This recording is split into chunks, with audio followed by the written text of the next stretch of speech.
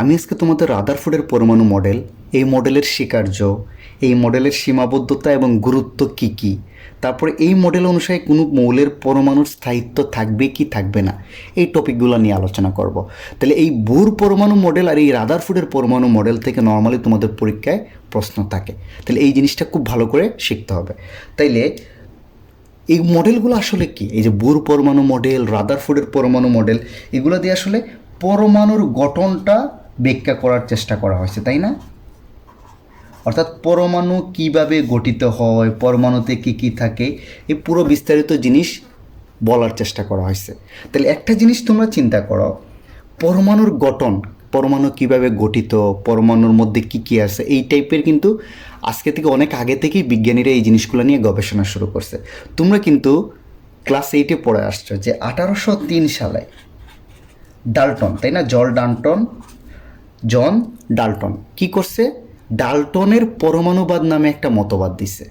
ওকে, হিসাব করে মনে করে দেখা তো, একটু চিন্তা করে।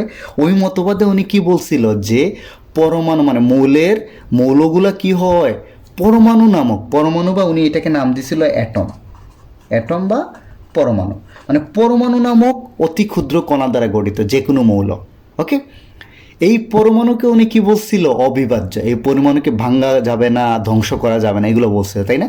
পরবর্তীতে তুমি এসে দেখতেছো যে আসলে উনার মডেলটা মোটামুটি পুরোটাই ভুল ছিল, তাই না? ভুল মানে কি, আসলে পরমাণু তো মানে মৌল তো পরমাণু দ্বারা গঠিত না, এই পরমাণুকে ভাঙা যায় না, এটাও বলছে কিন্তু উনি। তাহলে আমরা জানি পরমাণুকে এখন ইলেকট্রন, প্রোটন, নিউটন এগুলো দ্বারা কি করা যায়, ভাঙা যায়। তাহলে উনার মডেলটা মোটামুটি কি ছিল, ভুল ছিল। ওকে, তার পরবর্তীতে তোমাদের লেভেলে দেখবা এখন 1911 সালে কি দিছে, রাদারফোর্ড তার পরমাণু মডেলটা দিছে, বিজ্ঞানের রাদারফোর্ড, হ্যাঁ। আর 1913 সালে বুর আরেকটা পরমাণু মডেল দিছেন উনি, হ্যাঁ। তাইলে এটা ভুল ছিল মোটামুটি, এইটা থেকে শিক্ষা নিয়ে উনি 1911 সালে রাদারফোর্ড তার পারমাণবিক মডেল দাঁড় করাইছে, 1913 সালে বুর তার পরমাণুর মডেলটা দিছে। মনে রাখবা যে তাইলে কি এখন বলতে পারবা যে ডাল্টনেরটা ভুল ছিল, বাট রাদারফোর্ড এবং বুরেরটা ঠিক? আসলে কিন্তু তা না। রাদারফোর্ডেরটাও একটু পরে দেখবা যে ম্যাক্সিমাম জিনিসই কি আসলে ভুল। সিমিলারলি এই রাদারফোর্ডের আপডেটেড ভার্সনটাই কিন্তু ভুল।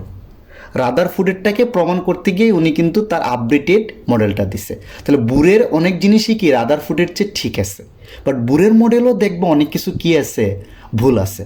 তাহলে এই জিনিসটা বোঝার জন্য আসলে তোমাদের পুরোপুরি বিস্তারিত কোয়ান্টাম মেকানিক্স জিনিসটা একটা ধারণা থাকতে হবে, ওটা পরবর্তীতে তোমরা পড়বা। তাহলে দেখি আসলে এখন বলতে পারো যে আপনি তো বলতেছেন ডাল্টনের মতবাদও ভুল ছিল, রাদারফোর্ডের মতবাদেরও অনেক জিনিসই ভুল। বুরের মতবাদ হলে রাদারফোর্ডেরটাকে ঠিক করার চেষ্টা করছে, তারপরেও কিছু ভুল আছে। তাহলে এই ভুল জিনিস শিখতেছি কেন, একটা জিনিস চিন্তা করবো, একটা প্যাটার্ন আছে কিন্তু, একটা জিনিস কিন্তু ভুল থেকে হইতে হইতে হইতে হইতে ঠিক হয়েছে, তাই না? এখন তো আমরা কোয়ান্টাম মেকানিক্স দিয়ে অনেক জিনিস আরও ভালোভাবে পরমাণুর গঠনটা ব্যাখ্যা করতে পারি। ওকে, বাট এই ভুল জিনিসগুলো থেকে মানে ধাপে ধাপে যদি তুমি না শিখো, তোমাকে যদি হঠাৎ করে কোয়ান্টাম মেকানিক্স দেওয়া হয়, তাহলে তুমি হয়তো অনেক জিনিস বুঝবা না। তাই আমাদের এই ধাপে ধাপে শিখতে হবে। হ্যাঁ, তাহলে আমি রাদারফোর্ডের পরমাণু মডেলটা নিয়ে আজকে আলোচনা করব, পরবর্তীতে হয়তো বুর পরমাণু মডেল নিয়ে আরেকটা লেকচার আপলোড করব। তাহলে দেখো রাদারফোর্ড কীভাবে প্রমাণ করছে যে তার মডেলটা কিভাবে দিছে। আমি জাস্ট এখানে আলফা কণা বিচ্ছুরণ পরীক্ষা করছে উনি একটা, এটা কিন্তু ইন্টার লেভেলে এই পরীক্ষার বিস্তারিত প্রমাণ আছে। আমি জাস্ট একটা শেপ দিছি, এটা কিন্তু ওইটার ধারে কাছেও যায়নি, আমি জাস্ট তোমাদের বোঝানোর জন্য একটা শেপ আঁকছে। তাইলে রাদারফোর্ডের আলফা কণা বিচ্ছুরণ পরীক্ষা উনি কি করছে, এই পরীক্ষা করেই কিন্তু উনি এই পরমাণু মডেলটা দিছে 1911 সালে। রাদারফোর্ড কি করছে যে আলফা কণা মানে কি বলতো, আলফা কণা মানে হিলিয়াম নিউক্লিয়াস। হিলিয়াম এটা না, দেখো তো পারমাণবিক ভর সংখ্যা হলো 4, পারমাণবিক সংখ্যা হলো 2। উনি এই যে এটার মধ্যে দুইটা ইলেকট্রন আছে না, হিলিয়ামে দেখো তো দুইটা প্রোটন দুইটা ইলেকট্রন, এই দুইটা ইলেকট্রন বের করে নিলে হিলিয়াম কি 2+ হয়ে যায় না? ওকে, এটাকে বলা হচ্ছে হিলিয়াম নিউক্লিয়াস বা হিলিয়াম কণা, মানে আলফা কণা। অর্থাৎ হিলিয়াম থেকে দুইটা ইলেকট্রন বের করে নিলে যে হিলিয়াম 2+ হয়, এটাকে আমরা বলি হিলিয়াম নিউক্লিয়াস বা আলফা কণা। উনি এই আলফা কণা বিচ্ছুরণ পরীক্ষা করছে কি, এটা কিন্তু আবার জাস্ট বলতেছে, আমি জাস্ট তোমাদের বোঝানোর জন্য একটা শেপ আঁকছি, এটা কিন্তু এটা ধারে কাছেও না। হ্যাঁ, এই যে আলফা কণা, আর উনি এই আলফা কণাকে একটা পরমাণুর পাতের উপর নিক্ষেপ করছে। একটা পরমাণুর পাত চিন্তা করো, এরকম একটা পাতের উপর কি করছে, আলফা কণাকে নিক্ষেপ করছে। তাহলে উনি অনেকগুলো অবজারভেশন করছে যে দেখা গেছে যে ম্যাক্সিমাম আলফা কণায় কি হচ্ছে, এই পরমাণুর পাত ভেদ করে চলে যায়। উনি দেখতেছে যে যে আলফা কণা নিয়ে দিচ্ছে ম্যাক্সিমামগুলাই কি হচ্ছে, পরমাণুর পাত ভেদ করে উল্টা পাশে চলে যাচ্ছে। তাহলে এইখান থেকে উনি একটা ধারণা পাইছে যে পরমাণুর অধিকাংশ জায়গায় কি ফাঁকা। যদি ফাঁকা না থাকতো তাহলে তো সবগুলো আলফা কণা, ম্যাক্সিমাম আলফা কণা কি হইতো না, পার হয়ে অপর পাশে যাইতে পারতো না। এটা একটা গেল।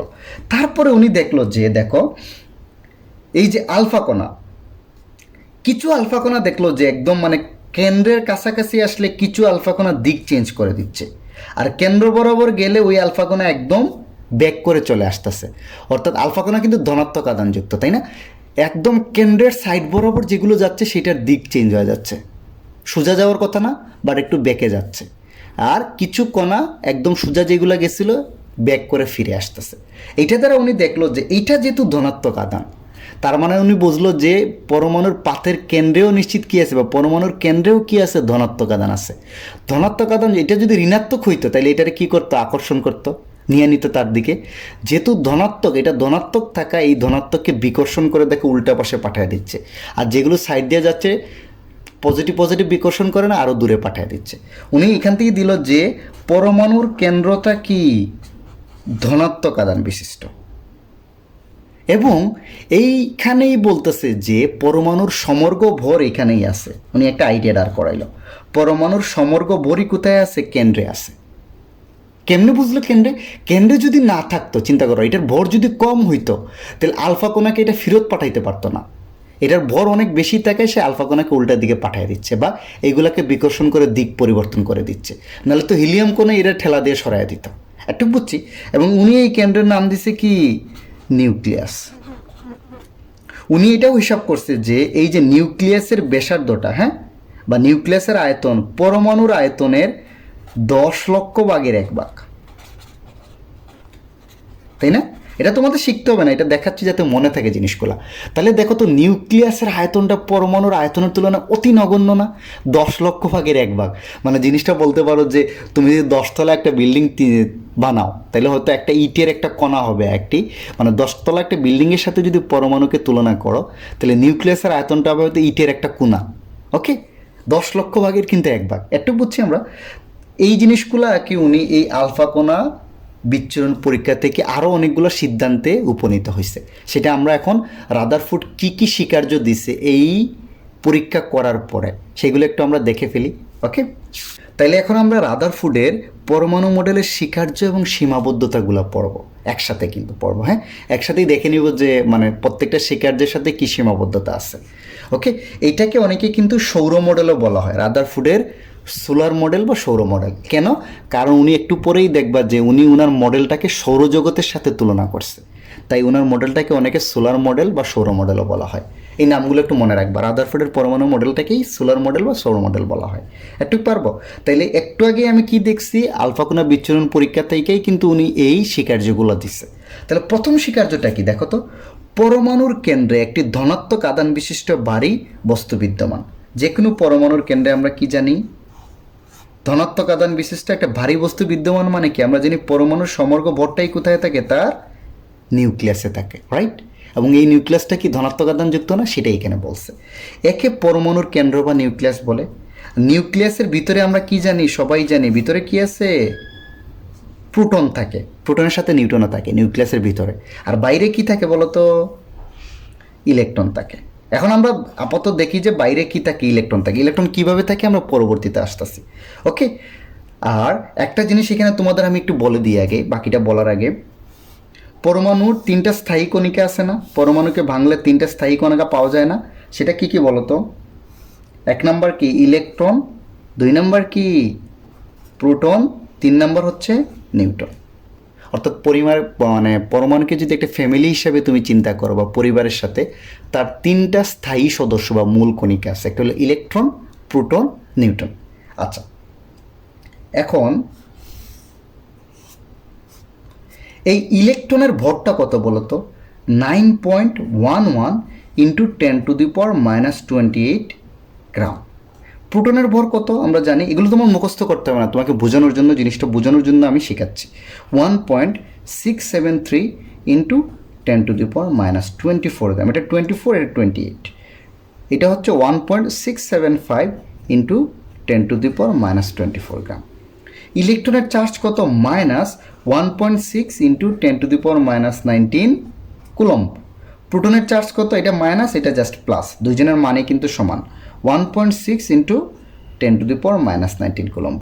আর নিউটনের চার্জ নাই, নিউটন হলো চার্জহীন বা নিরপেক্ষ কণা। একটু বুঝছি।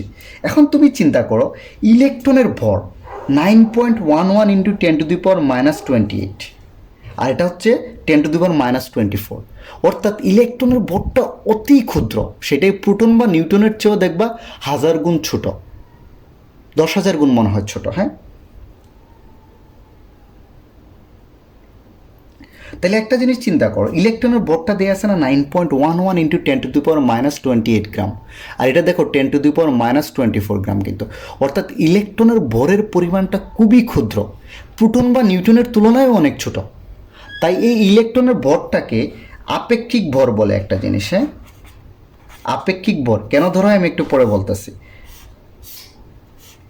ওকে, ইলেকট্রন, প্রোটন আর নিউটন, এই ইলেকট্রন, প্রোটন আর নিউটন, ইলেকট্রনের আপেক্ষিক ভরটাকে 0 ধরা হয়। আর এই প্রোটন আর নিউটনের ভর দেখো একদম কাছাকাছি না, তাই এদের ভরগুলোকে কি ধরা হয়? 1 ধরা হয়। এই আপেক্ষিক ভরটা কেন ধরা হয়? ধরো অ্যালুমিনিয়াম চিন্তা করো তো, অ্যালুমিনিয়ামের ভর সংখ্যা কত? 27, আর পারমাণবিক ভর কত? 13 না? তাহলে দেখো আমরা সহজেই কিন্তু ভর সংখ্যাটা প্রকাশ করে ফেলতে পারি। কেমনে? অ্যালুমিনিয়ামের মধ্যে 13টা কি আছে? প্রোটন আছে। আর নিউটন আছে কয়টা? দেখো তো, 14টা। তাইলে আমরা সহজে প্রকাশের জন্য প্রোটনের ভরটাকে আমরা কত ধরছি? আপেক্ষিক ভর 1। নিউটনের আপেক্ষিক ভর কত ধরছি? 1। তাহলে 13টা প্রোটনের আপেক্ষিক ভর হবে 13, আর নিউটনের আপেক্ষিক ভর হবে 14। তাইলে অ্যালুমিনিয়ামের ভর সংখ্যা কত? 27। অর্থাৎ আমরা যদি এই ভরটা নিয়ে হিসাব, এটা তো তার প্রকৃত ভর, একটা প্রোটনের প্রকৃত ভর হলে এটা, একটা নিউটনের প্রকৃত ভর হলে এটা, আর আপেক্ষিক ভরটা দিছি যাতে আমি এই ছোট ছোট জিনিস নিয়ে ক্যালকুলেশন না করতে হয়, বা পরমাণুটাকে সহজে প্রকাশের জন্য। তাহলে খুব সবা তুমি তুলনা করতে পারবা খুব সহজেই। দেখো তাহলে তুমি অ্যালুমিনিয়ামের ভর সংখ্যা পাচ্ছ 27, তার মানে ইজিলি বুঝতে পারতেছো এখানে কি আছে? 13টা প্রোটনের ভর আছে আর 14টা নিউটনের ভর। বাট ওইভাবে যদি সংখ্যা দিয়ে প্রকাশ করতে তাহলে তোমার মানটা দেখো কি আসতো। সিমিলারলি তুমি যদি আরেকটা বলো, যেমন অক্সিজেনের কত? 16, 8 অক্সিজেন, এখানে দেখো 8টা অক্সিজেন আছে, 8টা নিউটন, অর্থাৎ তার ভর সংখ্যা হয়ে গেছে 16। খুব সহজে প্রকাশ করতে পারি, এই কারণে আমরা আপেক্ষিক ভরটা নিয়ে আসছি। এই ভরটাকে 1 ধরছি, এটাকে 1 ধরছি, আর এটাকে 0 ধরে। একটু বুঝছি? আশা। এখন দেখো পরমাণুর মধ্যে যদি ইলেকট্রনের ভরটাকে আমরা 0 ধরি, পরমাণুর মধ্যে তো আসেই 3টা জিনিস বললাম মেইনলি, ইলেকট্রন, প্রোটন আর নিউটন। তাহলে পরমাণুর ভরটা কি হবে? প্রোটন আর নিউটনের ভর। এটাই দেখবে কিছুক্ষণ পরে শিকার যে বলছে যে ইলেকট্রনের ভরটাকে, আপেক্ষিক ভরটাকে 0 ধরে, তা 0 ধরলে তাহলে পরমাণুর ভরটা কি হবে? প্রোটন আর নিউটনের ভরের যোগফলের সমান। একটু বুঝছি আমরা, পারবো আশা করা যায়। সিমিলারলি একটু পরে দেখাবো আপেক্ষিক চার্জ। আপেক্ষিক চার্জ কি? যে দেখো তো ইলেকট্রনের চার্জটা কি? এটা না? ওকে, এখানে আমি আপেক্ষিক চার্জ জিনিসটা লিখে দিচ্ছি। এই যে দেখো ইলেকট্রনের চার্জ -1.6 ইন্টু 10⁻19 কুলম্ব, আর প্রোটনের চার্জ হলো +1.6 ইন্টু 10⁻19 কুলম্ব। এর চেয়ে ক্ষুদ্র চার্জ আর তুমি পাবা না, এখন পর্যন্ত এর চেয়ে ক্ষুদ্র চার্জ পাওয়া যায় নাই কোনো কিছুতে, বা তুমি পারবা না বানাইতে। তাহলে এই চার্জটাকে আমরা কি ধরে নিচ্ছি? ইউনিট ধরে নিচ্ছি। এটাকে ধরে নিচ্ছি -1 যেহেতু নেগেটিভ, আর এটাকে ধরে নিচ্ছি কত? +1, মানে এটা এই মানটাকে 1 ইউনিট ধরে নিচ্ছি। যেহেতু -1, তাইলে ইলেকট্রনের আপেক্ষিক চার্জ হবে -1, প্রোটনের আপেক্ষিক চার্জ হবে +1, আর এটা তো 0। একটু বুঝছি এইটা কেন করছে বলো তো? এই যে আপেক্ষিক চার্জটা প্রোটন মানে আপেক্ষিক ভর তো আমি দিলাম যে এটা সিম্পলিফাই করার জন্য, সহজে প্রকাশের জন্য। এই চার্জটাও তাই করছে। চার্জটা তাই করছি কেমনে? ধরো একটু আগেই বললাম অ্যালুমিনিয়ামের পারমাণবিক ভর কত? 13, রাইট? তাহলে এই 13 মানে কি? তার মধ্যে অ্যালুমিনিয়াম পরমাণুর মধ্যে দেখো তো ইলেকট্রন আছে 13টা, প্রোটন আছে কয়টা? 13টা, তাই না? এখন যদি তুমি হিসাব করো 13টা ইলেকট্রনের চার্জ 13 ইন্টু এত, প্লাস হবে 14টা প্রোটনের চার্জ 13টা প্রোটনের চার্জ 13 ইন্টু এত, এভাবে যোগ বিয়োগ করলে 0 আসে। তো এইভাবে ক্যালকুলেশন করা বা ঝামেলার মধ্যে না গিয়ে এরা খুব সহজে করছে। দেখো তো 13টা ইলেকট্রনের চার্জ কত হবে, -13, যেহেতু একটা ইলেকট্রনের চার্জ -1 আপেক্ষিক চার্জ ধরে নিছি। আর 13টা প্রোটনের চার্জ কত হবে, +13। তাহলে দেখো সহজেই আমরা কি বলতে পারি, পরমাণুটার চার্জ নিরপেক্ষ। আশা করি তোমরা এখন আপেক্ষিক চার্জ বা আপেক্ষিক ভর কেন ধরা হয়েছে সেটা বুঝতে পারছো। বাট তোমাদের এত কিছু বোঝা লাগবে না, তোমরা মনে রাখবে খালি আপেক্ষিক ভরটা। ইলেকট্রনের আপেক্ষিক ভরটাকে 0 ধরা হয়, প্রোটনের 1, নিউটনের 1। আর চার্জটা তো সবারই মনে থাকে, ইলেকট্রনের আপেক্ষিক চার্জ -1, প্রোটনেরটা +1 আর নিউটনেরটা 0। একটু বুঝছি। আচ্ছা এখন আসো তাহলে সেকেন্ড লাইনটা আবার পড়ি, মানে প্রথম থেকেই আবার বলি যে পরমাণুর কেন্দ্রে ধনাত্মক আধান বিশিষ্ট থাকবে কেন্দ্রে, তাই না? সমগ্র চার্জটাই এই কেন্দ্রে থাকবে। এই কেন্দ্রের নাম দিচ্ছে কি, রাদারফোর্ড, হলো নিউক্লিয়াস। তাহলে নিউক্লিয়াসের ভিতরে কি প্রোটন আর বাইরে কি থাকে, ইলেকট্রন থাকে। আপেক্ষিকভাবে চিন্তা করো, ইলেকট্রনের ভরটাকে কি ধরা হয়, 0। তাহলে পরমাণুর ভরটা কি হবে, প্রোটন আর নিউটনের ভরের সমান। একটু বুঝছি। এই জিনিসগুলা কিন্তু একটা জিনিস মনে রাখবা, তোমার বাসায় দিবা। এটা কি আলটিমেটলি ইংরেজি ভাষা ছিল না? তোমরা 3 বই খুলে দেখবা, মানে বিভিন্ন জায়গায় দেখবা এই একই ভাষাটাকেই, ভাষাটা মানে জিনিস ঠিক রেখে, মূল কথাটা ঠিক রেখে বিভিন্ন জন বিভিন্নভাবে বলছে। সো তোমার ভাষায় তুমি সুন্দর করে দাও যে পরমাণুর কেন্দ্র হইল গিয়ে যে ধনাত্মক আধান বিশিষ্ট, এটাকে বলা হয় আমি নিউক্লিয়াস, তাই না? নিউক্লিয়াসে কী থাকে, ধনাত্মক আধানযুক্ত প্রোটন থাকে, বাইরে থাকে ইলেকট্রন। ওকে, তারপরে ইলেকট্রনের ভরটাকে আমরা কি ধরি, আপেক্ষিক ভর হিসাবে 0 ধরি। তাহলে পরমাণুর ভর হবে কি, প্রোটন আর নিউটনের ভরের যোগফলের সমান। ওকে, এইটা কিন্তু পুরোটাই ঠিক, এটার কোনো কি নাই, সীমাবদ্ধতা নাই। এটাই হলো রাদারফোর্ডের পরমাণু মডেলের যে 1 নম্বর স্বীকার্য যেটা, এটা পুরোটাই ঠিক, এখানে কোনো কি নাই, ঝামেলা নাই।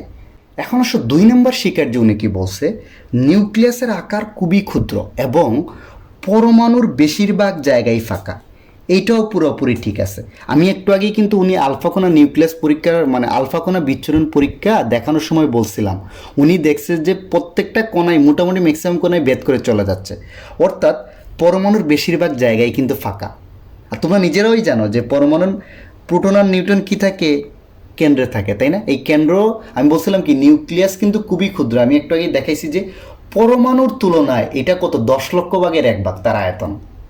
মানে একটা বিল্ডিংয়ের সাথে তুলনা করলে একটা ইটের কণাও না কিন্তু একটা নিউক্লিয়াসের আয়তন, 10তলা বিল্ডিংয়ের সাথে তুলনা করলে, সেটা কিন্তু বলছি। তাহলে নিউক্লিয়াসের আকার খুবই ক্ষুদ্র এবং পরমাণুর বেশিরভাগ জায়গায় কি ফাঁকা। একটু গেল একটা। 3 নম্বরটা দেখো, এইটাও কিন্তু পুরোটা রাইট। এটা যে মডেল দিছে এটার কোনো সীমাবদ্ধতা না, এটা আসলেই সত্য।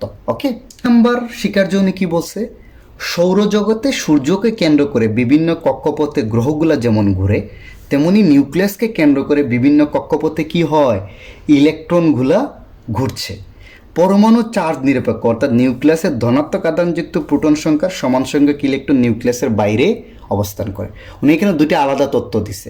এই তত্ত্বটা ঠিক আছে, হ্যাঁ, বাট এই তত্ত্বটা কি ভুল আর কি, এটার সীমাবদ্ধতা আমি বলে দিব। হ্যাঁ, উনি এটা আসলে ভুল অ্যাজামশন করছে প্রথম সাইডটা, হ্যাঁ, এই তত্ত্বটা। তাইলে 3 নম্বর স্বীকার্য লেখার সময় পুরোটাই লিখবা। হ্যাঁ, আমি একসাথে সীমাবদ্ধতা দেখাচ্ছি তো তাই তোমাদের বোঝাচ্ছি। সৌরজগতে সূর্যকে কেন্দ্র করে বিভিন্ন কক্ষপথে যেমন গ্রহগুলা ঘুরে, তেমনি নিউক্লিয়াসকে কেন্দ্র করে বিভিন্ন কক্ষপথে কি ঘুরতেছে, ইলেকট্রন ঘুরতেছে। উনি যেটা বলছে, আমরা কি জানি, আমাদের কেন্দ্রে কি থাকে, সূর্য থাকে না, তাই না? আর এই গ্রহগুলা কি হচ্ছে, তার নিজস্ব কক্ষপথে সূর্যকে কি করতেছে, প্রদক্ষিণ করতে। যেমন পৃথিবী হইলে এইটা এরকম এক একটা গ্রহ তার নিজস্ব কক্ষপথে সূর্যকে কি করতেছে, প্রদক্ষিণ করতেছে।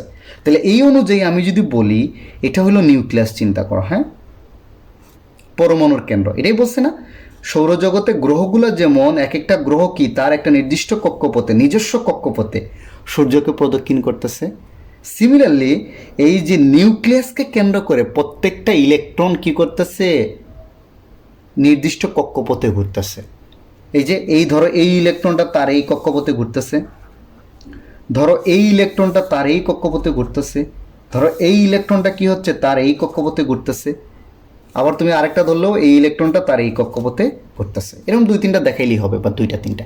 এখানে উনি যেটা বলতেছে, প্রত্যেকটা গ্রহ যেমন সূর্যকে কেন্দ্র করে ঘুরতেছে, সিমিলারলি প্রত্যেকটা ইলেকট্রন কি হচ্ছে, তার একটা নির্দিষ্ট কক্ষপথে নিউক্লিয়াসকে কেন্দ্র করে ঘুরতেছে। এই যে এটা তার একটা কক্ষপথে ঘুরতেছে, এটা তার একটা কক্ষপথে ঘুরতেছে, এটা কি হচ্ছে, তার একটা কক্ষপথে ঘুরতেছে। তাহলে প্রত্যেকটা ইলেকট্রন তার নিজস্ব কক্ষপথে নিউক্লিয়াসকে কেন্দ্র করে ঘুরতেছে, এটা উনি বুঝাতে চাইছে। হ্যাঁ, এইটা বুঝছি তো।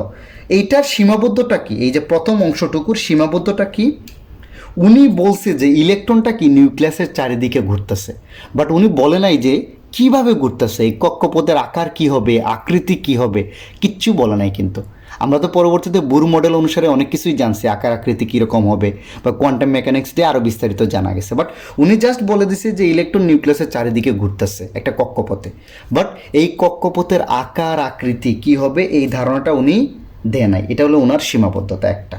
2 নাম্বার হয়েছে, উনি তো বলছে প্রত্যেকটা ইলেকট্রন কি হচ্ছে, প্রত্যেকটা গ্রহ যেমন সূর্যকে কেন্দ্র করে ঘুরে, প্রত্যেকটা ইলেকট্রনও কি হচ্ছে নিউক্লিয়াসকে কেন্দ্র করে ঘুরে।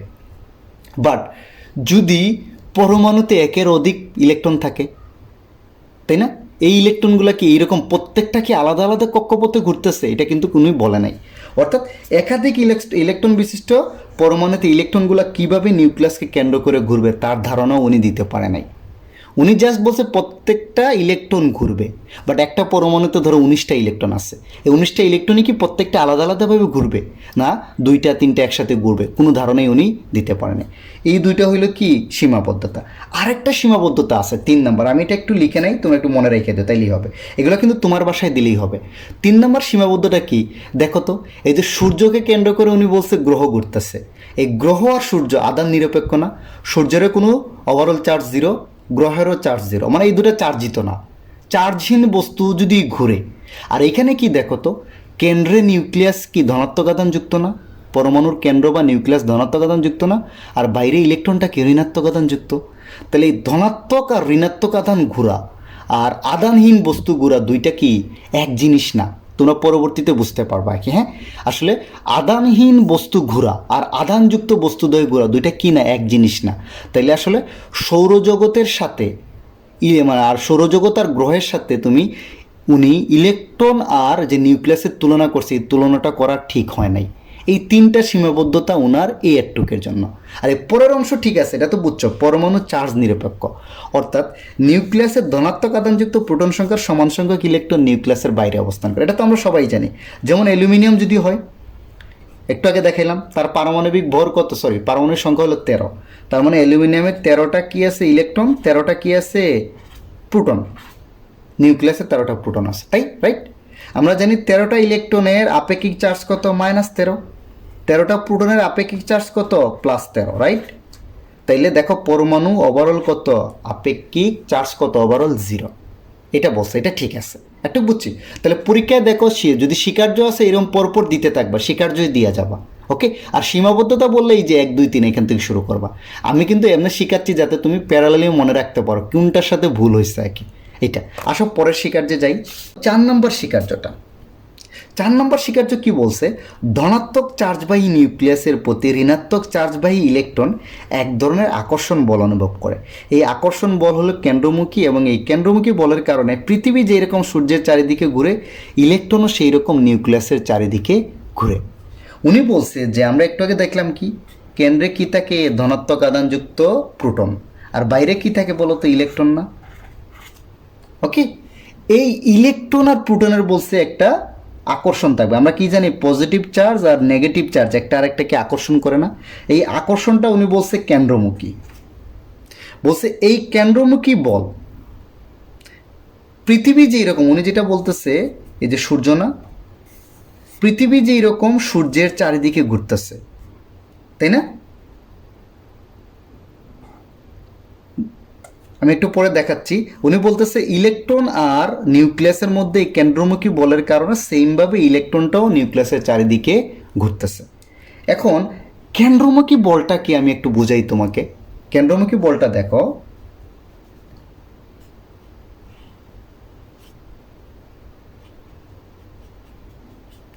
এটা ধরো সূর্য, হ্যাঁ।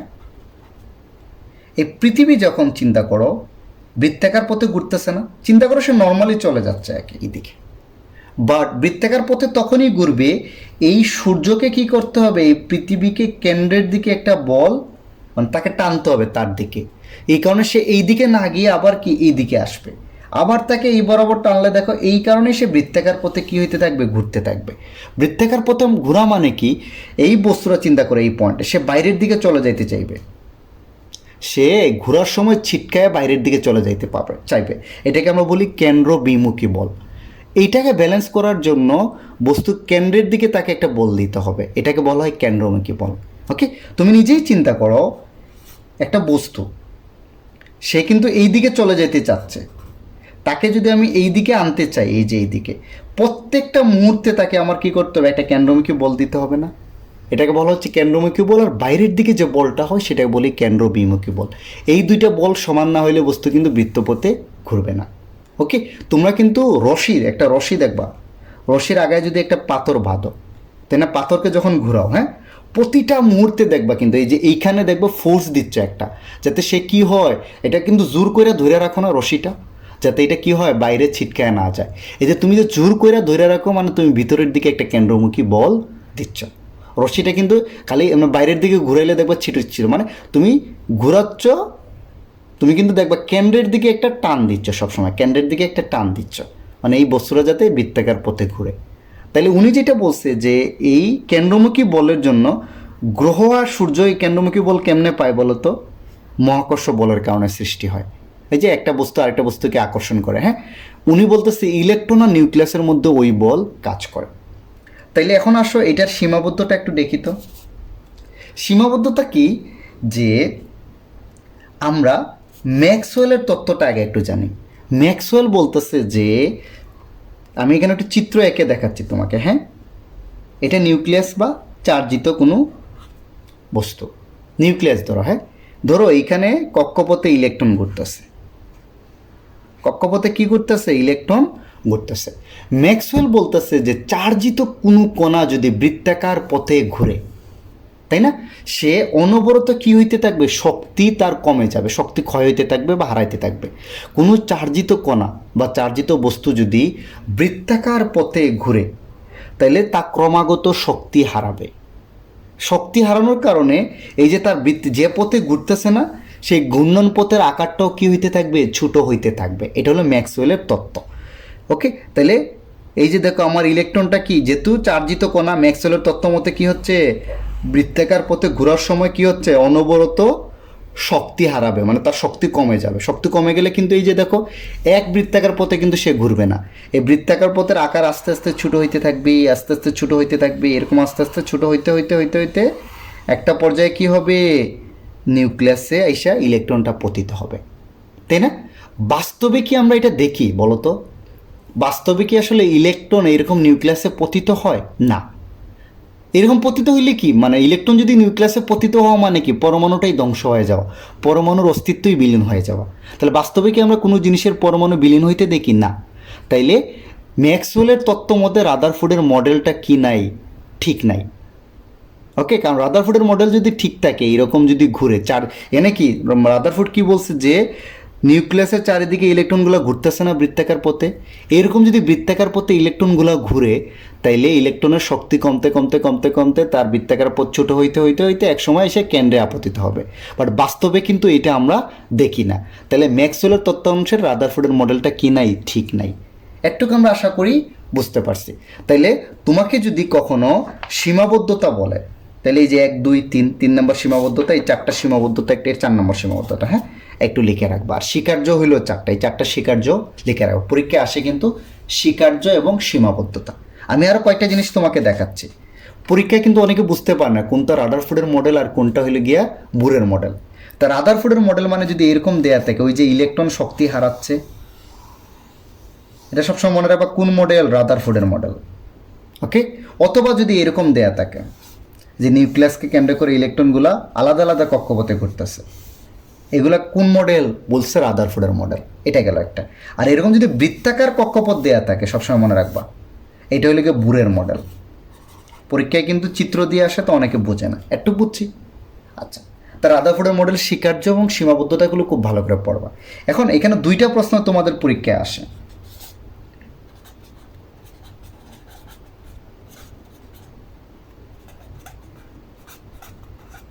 পরমাণুর স্থায়িত্ব আর রাদারফোর্ডের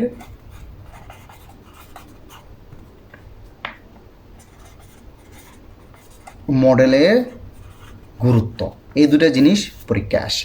স্বীকার্য সীমাবদ্ধতা আসে সাথে এটা মানে রাদারফোর্ডের পরমাণু মডেল অনুযায়ী পরমাণুর স্থায়িত্ব থাকবে কি থাকবে না। তো একটু আগেই দেখেছি, তোমরা ওইটা বলবা যে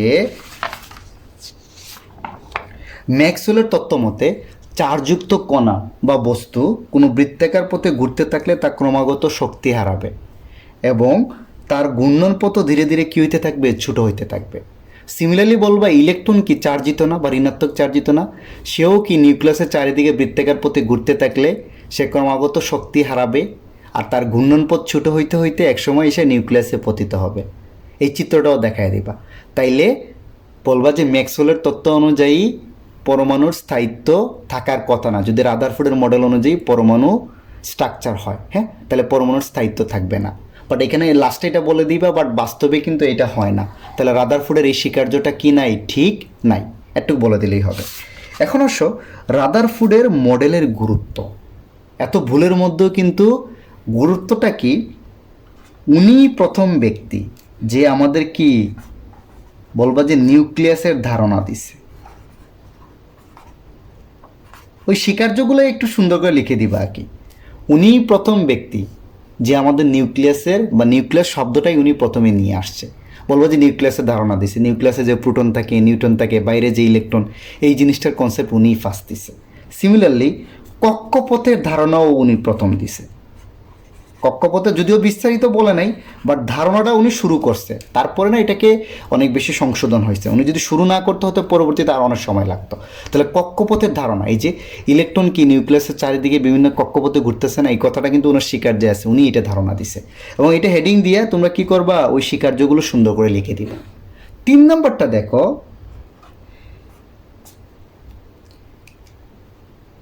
পরমাণু কি চার্জ নিরপেক্ষ, তাই না?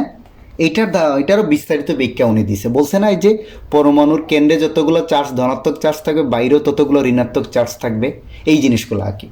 ওকে, তাহলে এই 3টাই গুরুত্ব দিলেই হবে। আরও 2-1টা তোমরা স্বীকার্যতা কি দিয়ে দেয়, এটা আসলে মেনলি স্বীকার্যতাকেই তোমাকে বানায় দিতে হবে। বাট এই 3টা মনে রাখবা সবসময়। উনিই প্রথম নিউক্লিয়াসের ধারণা দে, উনিই প্রথম কক্ষপথের ধারণা দে, চার্জ নিরপেক্ষ যে উনিই প্রথম দেখায় দিছে।